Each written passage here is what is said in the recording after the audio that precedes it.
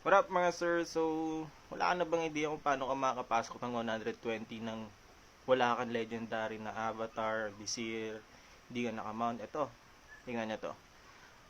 Ngayon, kakakita ko lang nito dito sa crafting card. Ito, pwede kayo mag-craft ng mga avatar, I mean Valkyrie, and then ng Vizier. Ito, nakraft ko na yung sa akin, pero sa inyo, baka hindi nyo pa napapansin. Maano din to, ang purpose nito dahil sa sa story deck. Taas-taas din ang story deck yung dumagdag sa akin nung kinuha ko 'to. By crafting it alone yung standard na binigay na story deck niya, tumaas yung power ko ng 500. Hindi ko pa naayos yung story deck niya. Pero I'm guessing tataas pa to. Ito, madali lang naman siyang kunin eh. Ang pang-craft lang naman niya is yung soul. Murang-mura lang to, panigurado sa inyo, mura lang to. Ito, pinagbibenta ko to kasi di ko nakikita dati yun eh. Wala napansin, ano, tingnan nyo. Magkano lang sa amin, 0.5 o 0.4. Kaya pala sabi ko dati, bakit nabibenta yung ganito ko, hindi ko naman alam kung saan paggagamitan. Ang nasa isip ko lang, pagka-craftan siya ng epic na Valkyrie. Aware ako sa epic, though hindi ako aware na pwede ka din mag-craft ng uncommon tsaka common para sa story deck niya. So, ayun, nakita ko siya, pinagkakrap ko lahat, ayan, nakakrap na lahat. Dali lang naman, ayan o. Itong sa soul lang medyo, hindi siya worth it na i-craft gamit yung galar. Might as well craft mo na lang yung item mo.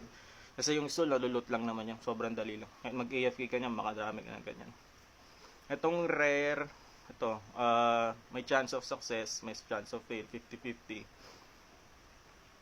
Yan yung epic, alam ko mas mahirap to eh. Pero ito muna, itong sa rare muna, yan, nag-fail. Ali, ano lang naman siya. Dali lang siyang gawin eh. Yan, so pag na-craft mo na, punta ka dito. Sa pinakababa lang lagi, do may mga ibang nasa gitna, so madali siyang story deck. Ayan o, health recovery, imagine mo meron kang ganyan. Pinagka-craft ko sila, tapos ang plano ko dito is epic ko muna as usual. Kaya ang dami kong duplicate na ready. So hindi ko alam na pwedeng gawin to. And then ini-epic ko lang sila. Pag kompleto na sila, naka-epic na lahat, saka ako mag-attempt ng legend dun sa mga important na stats like physical attack, physical death, mga ganun.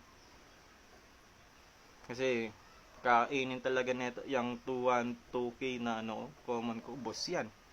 Ubos talaga yan. Pag pinataas ko to, lahat ng dilaw na rarity, ubos talaga. Makikita nyo dito, ang dami mga binigay na good stats. May physical attack din, may mga PvP, may mga accuracy.